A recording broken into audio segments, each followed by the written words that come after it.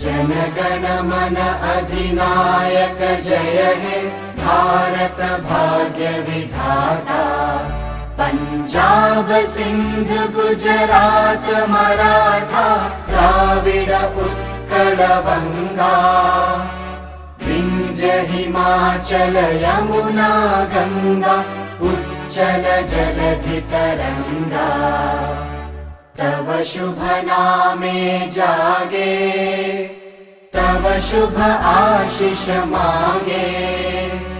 गाहे तव जय गाथा जनगण मंगलदायक जय हे भारत भाग्य विधाता। जय हे जय हे जय हे जय जय जय जय हे।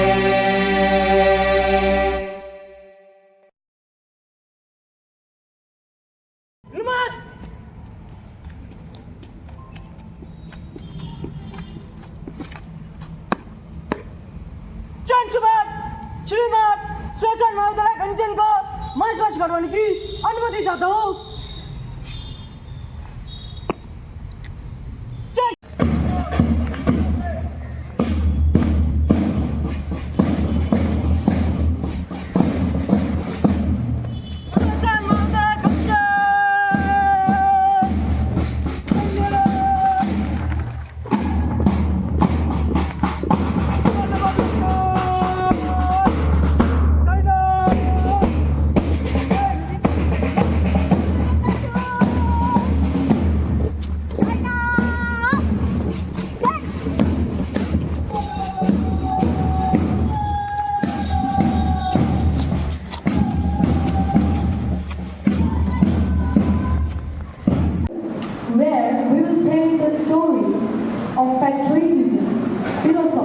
And dreams. 15th of August does not only mark the Independence Day of our nation, it also marks the birth anniversary.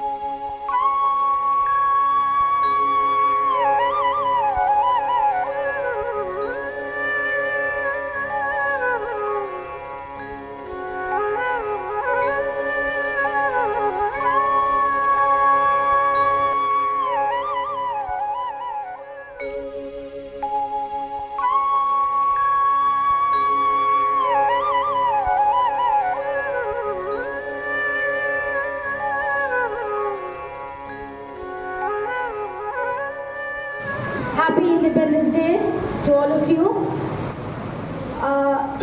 Our cultural committee convener, she did not leave me out. She intends that I say something on this occasion.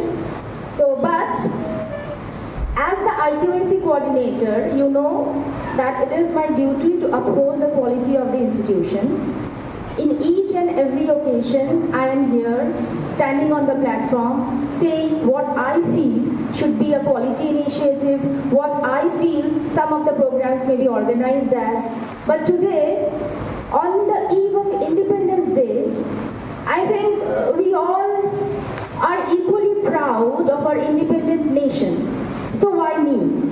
So today, I'd like to take this opportunity presented to me to ask two lines of your views on the Day of Independence. May I request Alok to kindly take the mic and go in the audience. Alok? আমাদের এই স্বাধীনতা সম্পর্কে আমি বিশেষ কিছু তো আর আমাদের বলার নেই, আমরা সকলেই সবকিছু জানি, সব ব্যাপারে আমরা অবগত।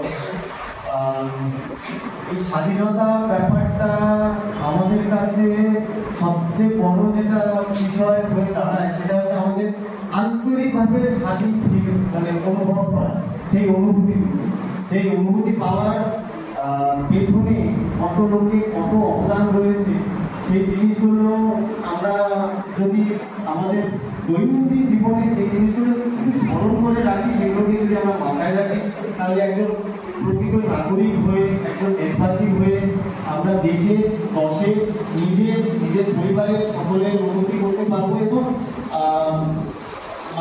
একজন মানুষ হিসেবে নিজের কর্মটুকু সততার সঙ্গে করতে পারবো। এটুকুই বলা ছিল। Any student, what does independent India mean to you? Any student? নিয়ে যাও যে কোনো কারোর কাছে। It also gives us the responsibility for being a responsible citizen.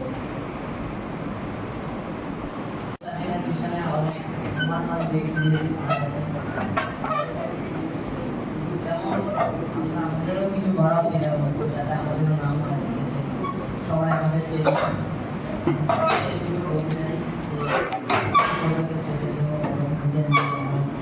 দেশের নামকে আরো উপরে নিয়ে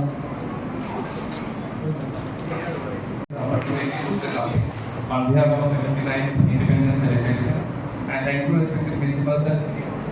Actually, every year, from the childhood, I used to heard about the freedom struggles, freedom fighting speech, and as well as their contributions in this very Independence Day.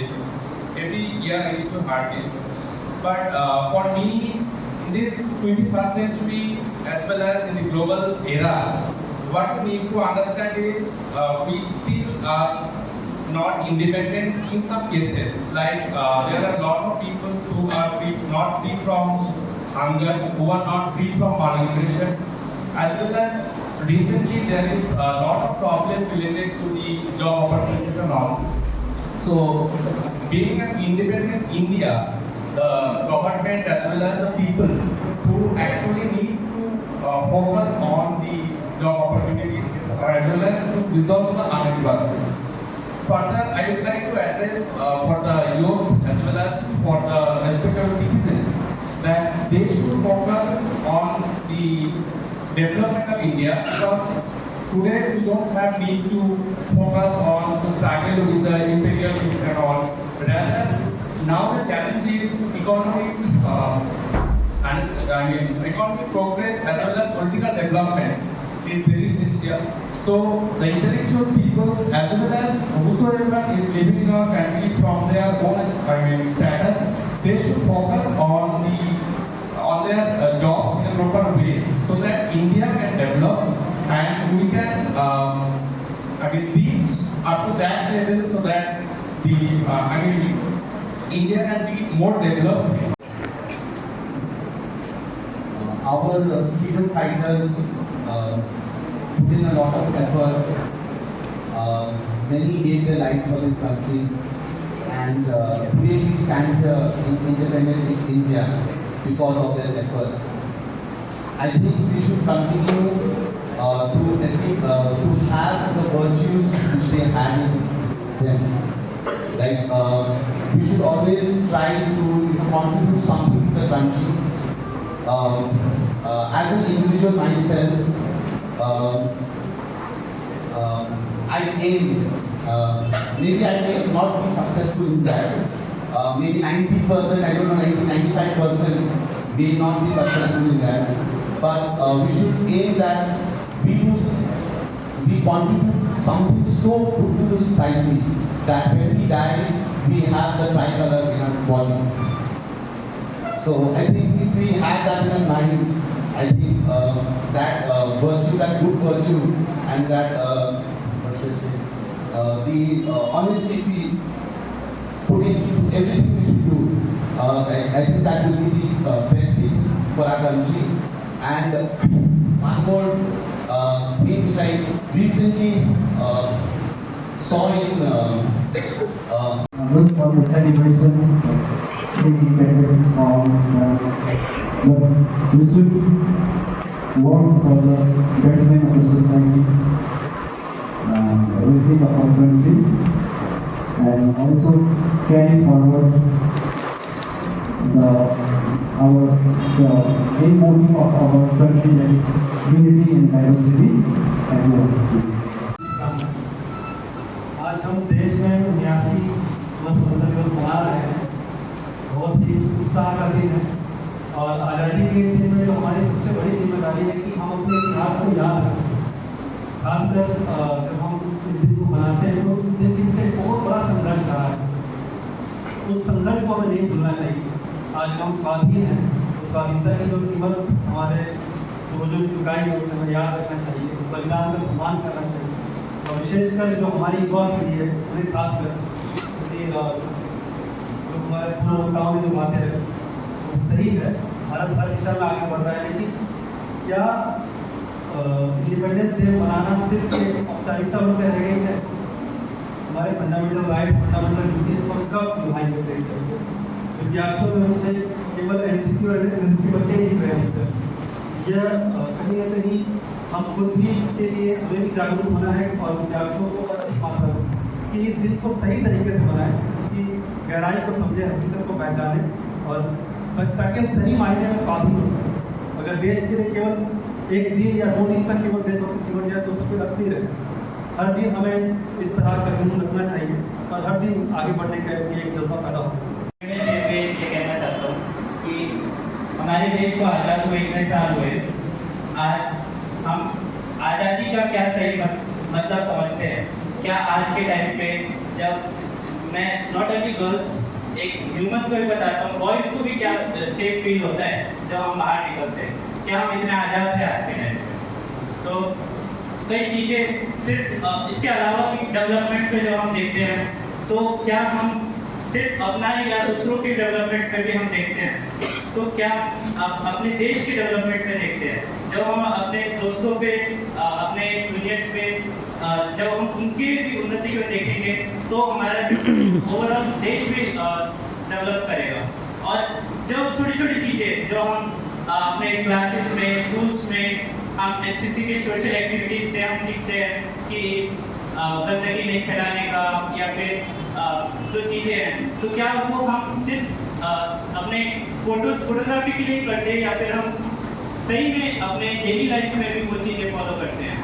तो एक दिन के लिए हम देखते हैं कि आज मैं आ रहा था रास्ते से और मैंने देखा रास्ते भर में सब तिरंगा लेके घूम रहे थे, और कल को जब हम देखते हैं कि वही तिरंगा का कोई मतलब नहीं जानता है, वो तिरंगे कहीं पड़े हुए रहते हैं किसी घर के कोने पे। तो क्या हम सही में अपने देश की डेवलपमेंट के बारे में सोचते हैं?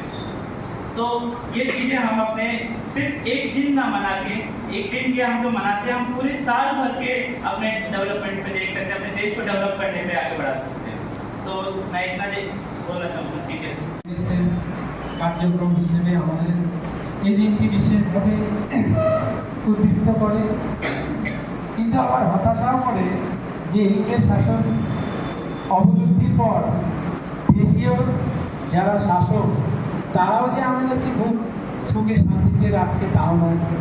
আমরা নানাভাবে বিচার ব্যবস্থা, গণতন্ত্র সব মিলিয়ে একটা যে খুব স্বাচ্ছন্দ্যের স্বাধীনতার দেশে আছি এমনটাও বোধ হয় না। গর্বের দিন, আজকে আমাদের দেশ স্বাধীন হয়েছিল, কিন্তু দুটুকরো হয়ে স্বাধীন হয়েছিল। অলরেডি বলা হয়েছে ইউনিটি, ডাইভার্সিটি আমাদের রক্তে রয়ে গেছে। আজকে সেই জায়গাটা আক্রান্ত হচ্ছে, সেটা আমাদেরকে একজন দায়িত্বশীল নাগরিক হিসাবে জানতে হবে যে আমরা একটা জাতি হিসেবে এগিয়ে যেতে পারি। আমাদের স্বাধীনতা সংগ্রামীরা যে বলিদান, যে ত্যাগ, যে উদ্দেশ্য নিয়ে স্বাধীনভাবে কল্পনা করেছিলেন, আমরা যেন একটা জাতি হিসাবে, ভারতীয় জাতি এবং তার মধ্যে সমস্ত ভাষাভাষী মানুষ থাকবে, তাদেরকে নিয়ে যেন একটা আমরা ঐক্যবদ্ধ ভারত গড়ে তুলতে পারি।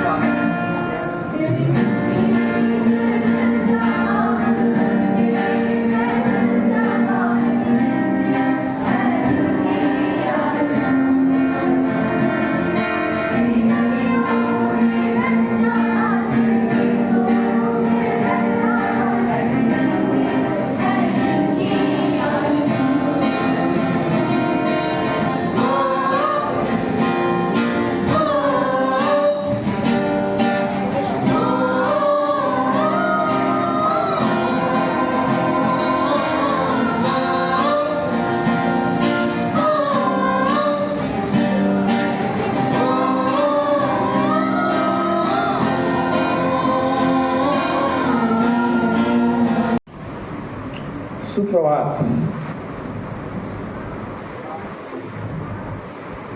मैं हिंदी में बोलूँगा। आई ट्राई इंडिपेंडेंस डे जितना हो सके कि अवॉइड इंग्लिश लैंग्वेज, लेकिन पॉसिबल नहीं है। बहुत दुख की बात है, पॉसिबल नहीं है कि सब चीज़ इंग्लिश में ऐसा हिंदी में बोल सकता हूँ। यहाँ सब बोल के गया कि वेरी हैप्पी इंडिपेंडेंस डे, लेकिन मेरे हिसाब से it's a very proud independence day instead of happy. मैं जितने का इंटरेक्टिव सेशन जो सुना, इसमें खुश होने का कोई बात ही नहीं सुना। सार बोले कि अनएम्प्लॉयमेंट गरीब बोलेंगे, स्टूडेंट के बोलेंगे, तो इसमें खुश होने का तो कोई बात नहीं है। लेकिन गर्व होने की बात है कि हम स्वाधीन भारत का नागरिक हैं। हम लोग इंडिपेंडेंस डे मनाते हैं कि हम लोग ब्रिटिश कॉलोनियल एडमिनिस्ट्रेशन से इंडिया का खुद का शासन खुद किए, इसलिए हम लोग गर्व महसूस करते हैं कि हम लोग इंडिया का सिटीजन है। भाषण देना मेरे को पसंद नहीं है, तो I have prepared one PPT. उसमें से आधा तो टीचर लोग को पता होगा कि कुछ दिन पहले मैं किया था, लेकिन उसको पूरा ब्रीफ किया हूँ। मैं कुछ अननोन फैक्ट जो मेरा दिमाग में आया उसको शेयर करना चाहता हूँ इन फ्रंट ऑफ स्टूडेंट्स। एक स्टूडेंट को मैडम ने बुलाया आलोक पंडित। अगर आलोक पंडित के बारे में मैं कुछ बोलूं, rightly said he is the father of NCC of Surjashan Maharajah। मैं ज्वाइन करने के बाद हमारा स्टूडेंट लोग जाके सिलीगुड़ी कॉमर्स कॉलेज में एनसीसी करते थे without any privilege except NCC, आज एनसीसी कैडेट। तभी हमारा लड़ाई शुरू हुआ 16 बटालियन के साथ। मैं बोला कि हमारा स्टूडेंट को मैं सिलीगुड़ी कॉमर्स कॉलेज में भेजूंगा ही नहीं, कौन रिक्स लेगा। देन आलोक आया, सर लड़ाई करते हैं, क्योंकि 16 बटालियन एनसीसी में जो ऑफिशियल क्लर्क है वो सिलीगुड़ी कॉमर्स कॉलेज का स्टूडेंट है, तापस। तो वो नहीं चाहता था कि उसका, क्योंकि उनका कॉलेज में इतना स्टूडेंट नहीं थे कि एक यूनिट वो चला पाए, तो इसलिए वो दूसरा कॉलेज से मांग के यूनिट दिखा रहे थे कि पूरा यूनिट हमारा ही है। तभी लड़ाई शुरू हुआ बहुत। आलोक, मैं तो ऑफिस में बैठा, लेकिन आलोक कॉरेस्पॉन्डेंस से लेके मेरा आर्गूमेंट को लेके 16 बटालियन के साथ प्लेस करके अल्टीमेटली हम लोग सक्सेस हुए कि to get NCC in our college. So ये one type of freedom struggle to get NCC, to introduce NCC in our college. And आज के दिन मैं खुश हूँ कि वो आया, हमारा NCC कैडेट के साथ इंटरेक्शन किया। अब और अभी वो चेन्नई में इतना बड़ा पोस्ट में है कि उसका अंडर में पूरा 5 साउथ इंडियन स्टेट्स उसका कंट्रोल के अंडर में है, supervision. So it is only because of NCC. तो एनसीसी जो कैडेट्स है वो लोग मोटिवेट होना चाहिए। तो will come back to the presentation, some facts are there. हम लोग बहुत ब्रीफली में किया हूँ कि हम लोग आज फ्लैग होस्टिंग किए, तो फ्लैग होस्टिंग का पीछे का रीजन क्या है। ये जो फ्लैग होस्टिंग, फ्लैग अभी हम इंडियन जो तिरंगा हम लोग देख रहे हैं उसका पीछे रीजन क्या है, वो कैसे इवोल्यूशन हुआ। फर्स्ट। सेकेंड, जो क्वेश्चन मेरे मन में आया, आप लोग का मन में आया कि नहीं पता नहीं है। आप लोग सुने होंगे कि लाल किला में प्रधानमंत्री तिरंगा उठाया है, तो लाल किला में क्यों? इसका मन में आया कि लाल किला में क्यों उतार रहे हो? तो प्रेसिडेंट हाउस का सामने भी कर सकता था, पार्लियामेंट का सामने भी कर सकता था, लाल किला में क्यों झंडा ला रहा है? पता है किसी को क्यों लाल किला में होता है? थर्ड जो है कि जब भारत स्वाधीन हुआ, अभी का जो भारत हम लोग देख रहे हैं, उस टाइम स्वाधीन होने का टाइम में कि वही भारत था? नहीं था। 548 प्रिंसली स्टेट्स थे। 47 अगस्त 15 जम्मू कश्मीर हमारे साथ नहीं था। इवन 47 अगस्त 15 में वेस्ट बंगाल का, अभी का जो वेस्ट बंगाल है, उसका कुछ पार्ट भी इंडिया में नहीं था। पता है आप लोग को? जिसके लिए कि वो लोग दूसरा दिन फ्लैग होस्टिंग करते हैं। टिल 1990 उनका इंडिपेंडेंस दूसरा दिन में था। 91 से वो लोग 2 दिन फ्लैग होस्टिंग करते हैं, 1 अगस्त 15, 1 अगस्त 18। हम लोग वेस्ट बंगाल में रहते हैं, हमको पता है कौन सा एरिया है जो अगस्त 15 को वेस्ट बंगाल में नहीं था। तो माई प्रेजेंटेशन में ये सब चीज नहीं है, आई विल स्पीक। तो जस्ट हमें ग्रांस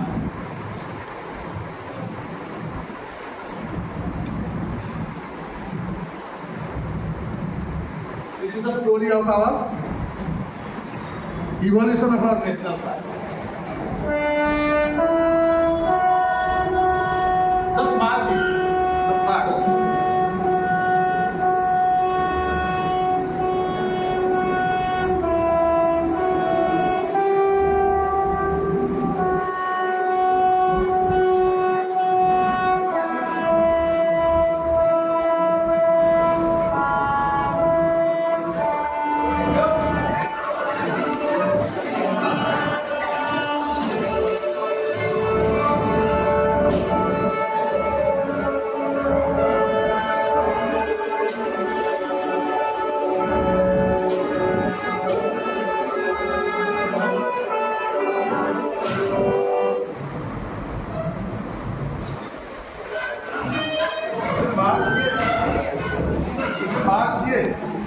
और फ्लैग का आगे एक टीचर लिखा हुआ है।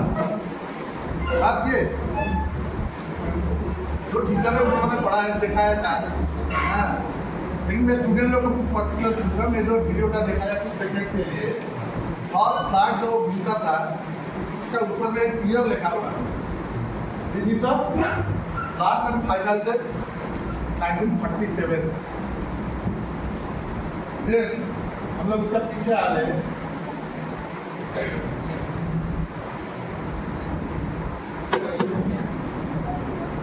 पताका क्यों बनाया गया? कि पताका is the symbol of national unity. We know it.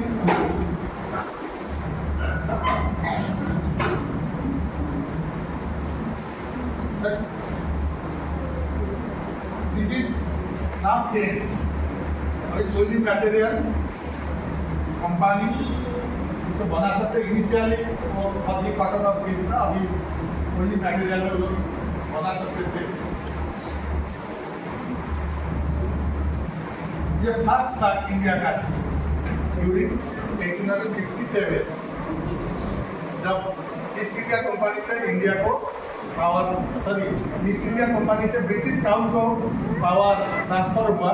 This is the first flag in 1857।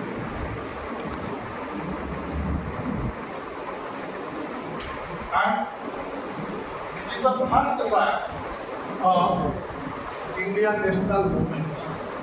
1904 सिद्ध निवेदिता बोधगया घूमने गए थे, वहां से एक कॉन्सेप्ट लेके आए। चक्र सॉरी वज्र जो सिद्ध निवेदिता कॉन्सेप्ट के this is the symbol of sacrifice and this is the modern version. This is the original flag and this flag is known as also Sister Nivedita flag. आज बिकॉज ये पूरा हिंदू कॉन्सेप्ट को लेके बनाया था, it is outrightly rejected by Indian national Congress, इसलिए उसके बारे में ज़्यादा कुछ बात है नहीं। Then this is the second part during 1906. आप लोग को पता होगा 1905 में क्या हुआ था? 1905 में पार्टीशन ऑफ बंगाल। तो 1905 में इंडिया जब पार्टीशन हुआ, वैसे बंगाल जब पार्टीशन हुआ, उसका एनिवर्सरी जब 1906 में ऑब्जर्व कर रहे थे, this concept of this flag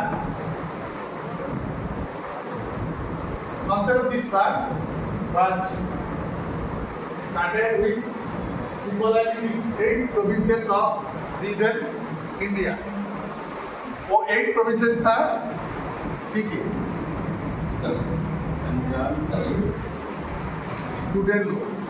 मैं हिस्ट्री पढ़ा रहा हूँ क्योंकि इंडिपेंडेंस डे में आपको हिस्ट्री थोड़ा मानना चाहिए। सबको तो पता है गांधी जी ने क्या किया, नेहरू ने क्या किया, पटेल ने क्या किया, है ना। लेकिन जो फ्लैग को हम लोग इतना जोर से सम्मान दे के उड़ा रहे हैं कि फीलिंग प्राउड, वो फ्लैग कैसे आया?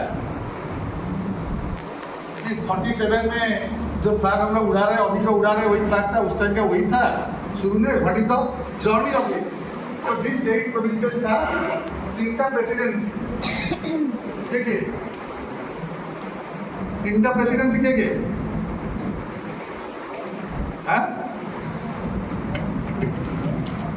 स्टूडेंट हो तो कुछ पता नहीं है, इतना गौर से हम लोग आए हैं, उस है कि इतना लोग का शायर बनाने के लिए। Bengal, Madras and Bombay presidency, then United Provinces, Central Provinces, Punjab Provinces, Assam and Burma. At that time, Burma was under British rule within Indian territory. These 8 quotas symbolizes that 8 provinces of British India. To unite all the provinces against British India, this flag was thought of.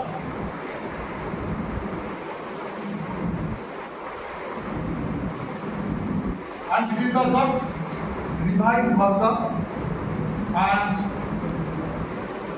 she is Madam Rustam Kamil, जो first ये flag को German में कागज किए थे to symbolize India unity in 1907. This is the revived version. During Home Rule Movement 1917 by Adi Besant and Bal Gangadhar Tilak. This flag was also rejected because of Union Jack symbol. So it was not accepted by Indian National Congress.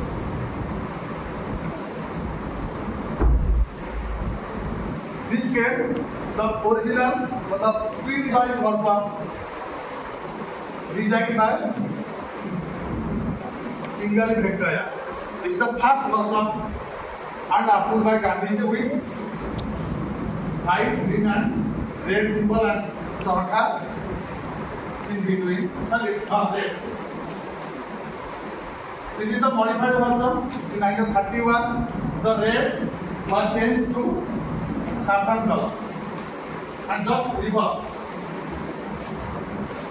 And this is the final version, which was adopted on 22nd July 1937 as Indian national flag and hoisted on 15th August 1947. 21 spokes of Ashoka is there, which symbolizes 21 principles. ज़्यादा late हो रहा है तो hope, love, courage, patience, peacefulness, kindness, goodness, gentleness, faithfulness, self-control, selflessness, self-sacrifice, truth, righteousness, justice, mercy, graciousness, humanity, empathy, sympathy, knowledge, wisdom, morality, continuity, and this is the first flag hosting ceremony at Red Fort 1947 by our first Prime Minister, Pandit Jawaharlal Nehru. This time.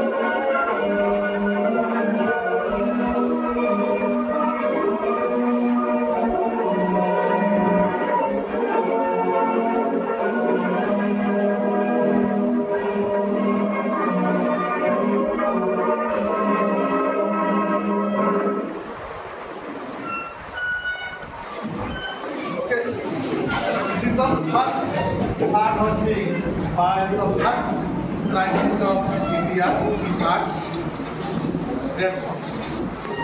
Then question comes, हम लोग red fort में कागज में क्यों करते हैं? कितना जगह है रेड फोर्ट में क्यों करते हैं? उसका पीछे बहुत सारी हिस्टोरियन का बहुत सारी ओपिनियंस है। कुछ हिस्टोरियन बोलते हैं कि जब नेताजी सुभाष चंद्र बोस दिल्ली चलो डाकरा दिए और उनका इच्छा था कि लाल किला में आगजनी करें, क्योंकि उसके बाद 1946 में तो रेड फोर्ट बनाया किसने? शाहजहां। जब वो आगरा से दिल्ली उनका कैपिटल चेंज किए, फिर मुगल 200 साल भारत को शासन किए, उसके बाद उनका हाथ से ब्रिटिश लोग शासन लिए। ब्रिटिश लोग इसको कैप्चर किए because the Lal Qila the red fort was the power control centre for any administrator who conquered India and administration was handed over to them. तो वो लोग सोचे कि अगर हम लाल किला को दखल करें तो भारत को हम लोग दखल करें। तो ब्रिटिश ने लाल किला को दखल किया। फिर 1936 में इंडियन नेशनल आर्मी का जितना बड़े बड़े ऑफिसर्स थे उनका ट्रायल, पब्लिक ट्रायल यहाँ पे हुआ। So that was the sentiment behind this one section of historian says. Another section says the height of this area is 65 feet. During that period, that was the highest structure in Delhi. Or that time it was during Mughal time it was known as Shahjahan Bagh. तो जब हम independent India का कागज नहीं करेंगे, flag का हस्बिंग का जो प्रोटोकॉल है वो सबसे करे तो वो पूरा दिल्ली को कवर करके देखने के लिए कि इंडिपेंडेंट इंडिया का फ्लैग झंडा उड़ रहा है।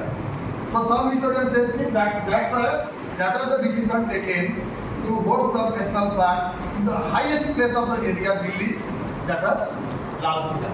So these are the reasons behind flag hosting, and every year from that 1947 August 15, every year Honorable Prime Minister host national flag the top of Red Fort. Then the second thing जो मैं बोला कि waste Bengal का दो Jila, one Jila coal and one Jila sparkling. That was Nadia and some part of Malda. वो कागज की करते पहले करते थे अगस्त 18 को फ्रॉम 1991 वो लोग 2 दिन कागज की करते हैं अगस्त 15 आज India independence day and August 18 आज देयर इंडिपेंडेंस डे क्योंकि अगस्त 15 को जब साथ रेड क्लिफ जो बाउंड्री बनाया India east Bengal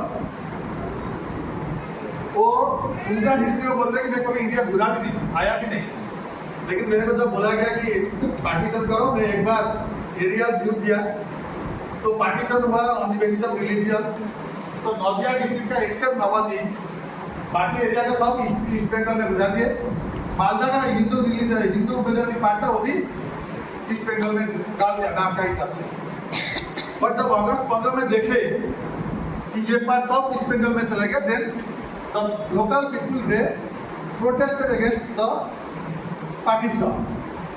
So, keeping that local sentiment in mind, the Viceroy Mountbatten remapped India, taking the rest part of Nadia and the part of Malda into India on the night of 17th August 1947. Then on 18th August 47, this area they hosted the national flag. So from 1947 to 1990, they were observing Independence Day on 18th August. But since 1991, they observe 2 days as their Independence Day on 15th August, giving respect to Indian Indian Independence Day, and 18th August. As they are merged up into Indian Day. Thank you.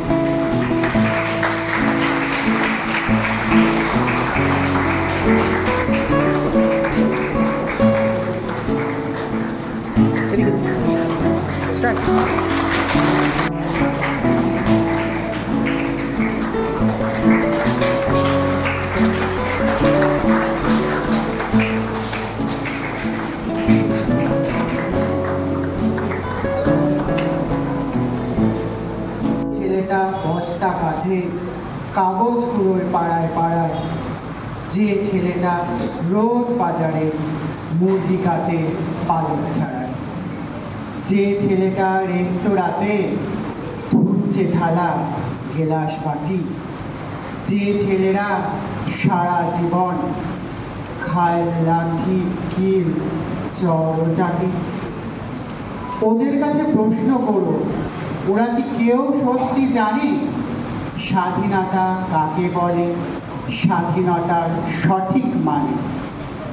যে মেয়েটা ভোর না হতে মায়ের সাথে যাচ্ছে কাজে, যে মেয়েটা পরের বাড়ি কাপড় কাচে বাসন মাজে, যে মেয়েটা গোবর কুড়োয় ঘুটেও দেয় কয়লা কাছে, যে মেয়েরা সারা জীবন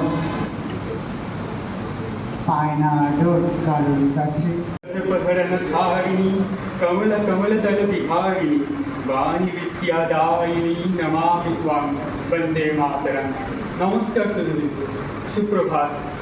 উপস্থিত সুদর্শন মহাবিদ্যালয়ের প্রধান অধ্যক্ষ মহাশয় ডক্টর টি.কে. মিশ্র স্যার, উপস্থিত আইকিউএসসি কোঅর্ডিনেটর শ্রীমতী বাবলি মণ্ডল ম্যাম এবং অন্যান্য বিভাগের অধ্যক্ষ এবং অধ্যাপিকাবৃন্দ এবং উপস্থিত শিক্ষাকর্মী, আমার সকল গুরুজনদের আমার সশ্রদ্ধেয় প্রণাম এবং উপস্থিত আমার সমবয়সী ছোট বড় ভাই বোনেদের স্বাধীনতা দিবসের অনেক অনেক শুভেচ্ছা।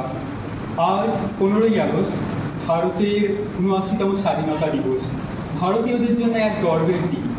আজ থেকে ৭৯ বছর পূর্বে ভারত ব্রিটিশের পরাধীনতা থেকে মুক্তি পেয়েছিল এবং তার পাশাপাশি আজকেই এই বিশেষ দিনে ভারতীয় উপমহাদেশের পূর্ণভূমিতে জন্মগ্রহণ করেছিলেন ঋষি অরবিন্দ ঘোষ।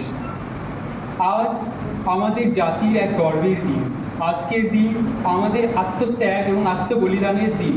আজ বিশ্বের সর্ববৃহৎ গণতন্ত্রের ৭৯তম স্বাধীনতা দিবস এবং তার সাথেই আমরা আজ পালন করছি ঋষি অরবিন্দের জন্মতিথি।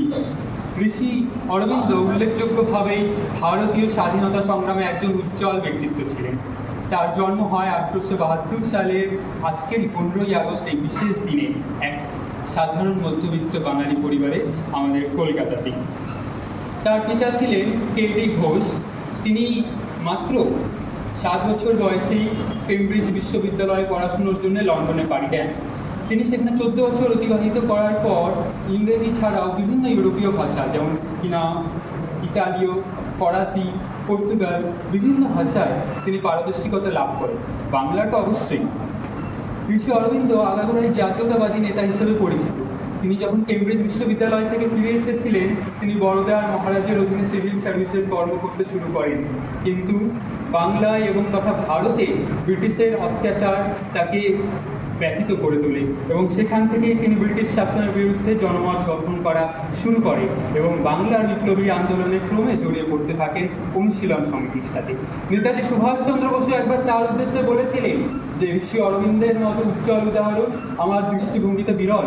আমি মনে করি ঋষি অরবিন্দ আমার কাছ থেকে স্বাধীনতার সংগ্রামের জন্য যা সহযোগিতা প্রার্থনা করে আমি তা ত্যাগ স্বীকার করতে প্রস্তুত। ঋষি অরবিন্দ বিশ্বাস করতেন যে পূর্ণ স্বাধীনতাই ভারতের একমাত্র লক্ষ্য হওয়া উচিত। ঋষি অরবিন্দ 1905 শতকের বঙ্গভঙ্গ থেকে অত্যন্ত ব্যথিত হয়েছিলেন। তিনি তারপর থেকেই বাংলা তথা ব্রিটিশ সরকারের বিরুদ্ধে নানা কর্মকাণ্ড করতে শুরু করেন, যেমন গোপন বিপ্লবী সংগঠন গঠন এবং বোমা তৈরি প্রশিক্ষণ এবং বিদেশ থেকে বিপ্লবীদের সহযোগিতার মতো নানা কৌশলগত কাজে তিনি সহযোগিতা করতে শুরু করেছিলেন বিপ্লবীদের। কিন্তু 1908 শতকে আলিপুর বোমা মামলায় তাকে ব্রিটিশ সরকার কারাদণ্ডে দণ্ডিত করে। এই সময় তার আইনজীবী হিসেবে তার পাশে দাঁড়িয়েছিলেন দেশবন্ধু চিত্তরঞ্জন দাস। দেশবন্ধু চিত্তরঞ্জন দাস তখন আদালতের সামনে দাঁড়িয়ে বলেছিলেন যে নিজের দেশ বা মাতৃভূমিকে ভালোবাসা কোনো অপরাধ নয়, প্রতিটি নাগরিকেরই নিজের মাতৃভূমিকে ভালোবাসার অধিকার রয়েছে। দেশবন্ধু চিত্তরঞ্জন দাসের অক্লান্ত পরিশ্রমের ফলে ঋষি অরবিন্দ 1 বছর পর কারাবাস থেকে মুক্তি পান এবং ফিরে আসেন সাধারণ জীবনে। কিন্তু তিনি আর রাজনীতিতে ফিরে আসেননি। তিনি দক্ষিণ ভারতের পন্ডিচেরিতে গিয়ে তার আধ্যাত্মিক জীবন শুরু করেছিলেন। সেখানে তিনি একটি আশ্রম প্রতিষ্ঠা করেন এবং দিব্য জীবন নামে এক গ্রন্থ, দার্শনিক গ্রন্থ রচনা করেন। সেখান থেকেই তিনি হয়ে উঠেছিলেন বিপ্লবী ঋষি অরবিন্দ ঘোষ থেকে ঋষি অরবিন্দ ঘোষ। তার আধ্যাত্মিক জীবনের যেন সূচনা ঘটেছিল। ঋষি অরবিন্দ ঘোষ প্রকৃতপক্ষেই একজন মহান বিপ্লবী এবং সত্যিকারের দেশপ্রেমিক ছিলেন। তিনি আমাদের শিখিয়েছে দেশকে ভালোবাসতে গেলে শুধু আন্দোলনের মধ্যে দিয়েই ভালোবাসা যায় না, তার জন্য মূলত আমাদের প্রয়োজন আত্মত্যাগ এবং আত্মজাগরণের। আজকের এই বিশেষ দিনে দাঁড়িয়ে আমি পরিশেষে দুটি লাইন উল্লেখ করতে চাবো। ও আমার দেশের মাটি, তোমার পরে ঠেকাই মাথা, তোমাতে বিশ্বময়ী, তোমাতে বিশ্বমায়ের আঁচল পাতা। এই বলেই আমি আমার আজকের সংক্ষিপ্ত বক্তব্য এখানে সমাপ্ত করছি। জয় হিন্দ, বন্দে মাতরম।